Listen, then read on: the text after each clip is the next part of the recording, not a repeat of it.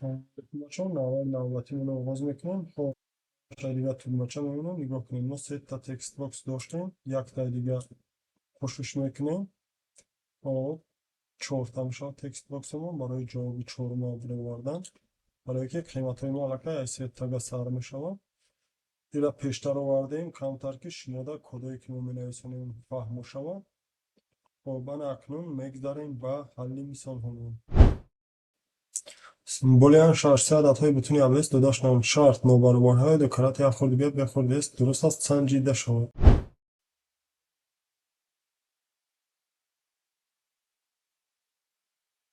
خب در تقریبانده ها زبان انگلیستا مونده یک قیمتی تقریبانده اس جیگا میکنیم.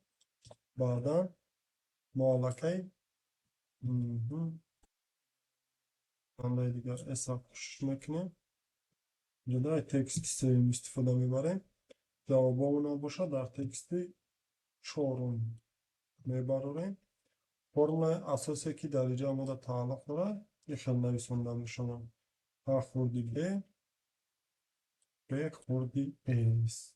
انا بود جواب مثالی ششم. اکنون نظر میکنیم با مثالی هفتم. سه عددهای بوتونی ابیس داداش دارن شرط عددی به در بین عددهای ا و اس جایگیر است سنجیده شد.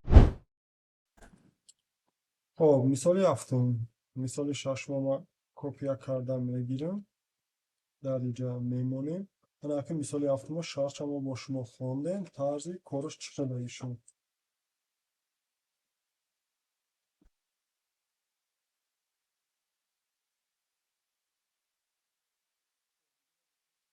که تیپ چی ما معلم میشه که اختلاف هستن. بعد یک ایف دیگه ما در اینجا کش میکنیم برآمده هم خیلی نیستن. فقط چی میشه ایجاده با ال سیف کش میشه سیف. این همی کده که در همینجا داریم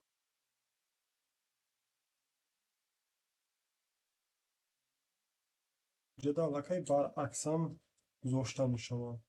برای که شرط مثال علاقه گفته بود که اگر به در بین او به حالت های میشه که اسم ما خورده به ایده کلمتر او ایده کلمه بعضی حالت های میشه که خیلی خلاصیگاه اما ایده به بالای و ایش دیگریش انا میشن جوابش میشه ای بود مثالی هفت مونه.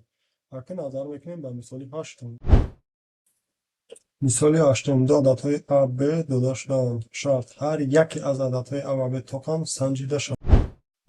خب مثال هشتم کارکنیش را آغاز میکنیم. در مثال هشتم چی گفتنی گپه حالا ما با شما دیدیم برای همین کارمون آسان شدن ما فقط جای در کنش شما را گفتن میگذاریم. خب در مثال هشتم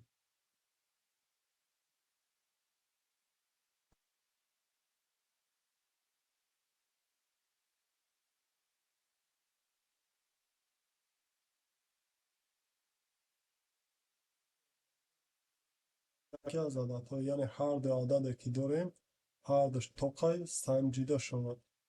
این سبکه ما داخل کننده اسم ما دیگه در کور نمیشود. یکی از خودش در کوره برابری ما با طریق مود علاقه ای را تقسیم شون میکنیم.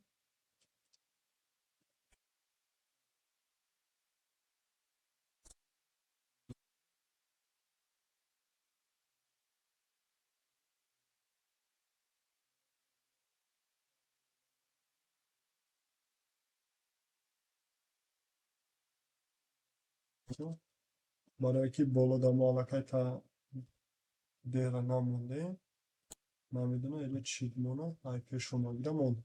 خب دوامش میتونیم خب به برابر ممکن آوشم نکشون تقسیم دو. وقتی که ما موندیم انا که میسنجیم ا برابر یک برابر یک آنها بره ما اینجا میگیریم و اور هم میگیریم برای که هر دوشه گفته سه و جای اور میمونیم اند که اندمون نمیشه در کور نمیشه را اینجا میگیریم. با همین طریق مثالی هشتم مونم حل شد. انا اکن نظر میکنیم با مثالی نهم.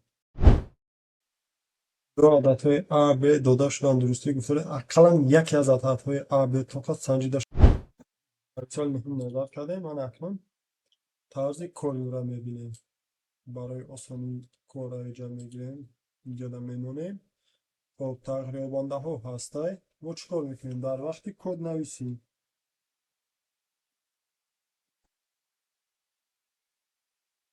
علاقه گفته است که حداقل یک تای آنها باید چی باشن؟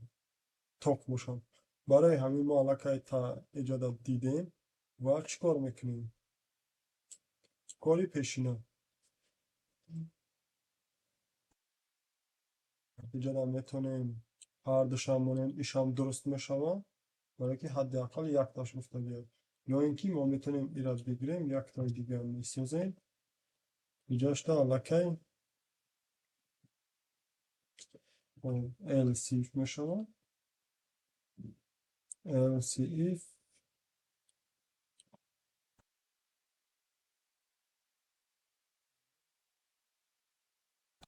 ایجاد ما میبینیم ایش یا اینکه ایش گفتنی هر داشتم خلاص گفت که یک کار اجرا میکنه میبینه ای با یک برابر باشه و یا اینکه ب با یک برابر باشه علاقه جوابش مودا برآورده میگم داریم با مثالی نوبت دو عادتهای A B داده شدن تنها یکی از عادتهای A و B جفت است سنجیده شد حال مثالی 10 وارد میشویم مثالی 10 برای بعضی کد و تکرار مثال میان نویساندن میگیریم در جمع شرط مثالی 10 علاقه ما دیده بیم چی گفته استابید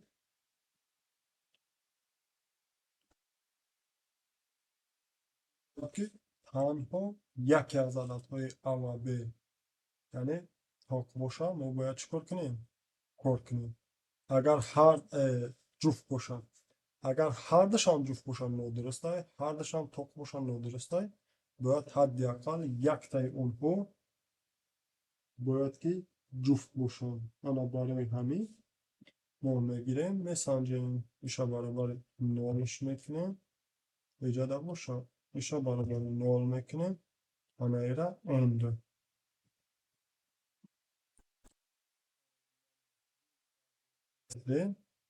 A داخل کننده B داخل کننده S هم داخل کننده داریم D هم داخل کننده بعد if اگر برابر یک باشه and B برابر 0 باشه درست اگر A برابر 0 and B برابر یک باشه ایش هم درست اگر هر دوش یک باشه نه درست هر دوش 0 هم باشه نه درست خب تمام با همین سربلند و خانه آباد باشم تا نوه های بعدی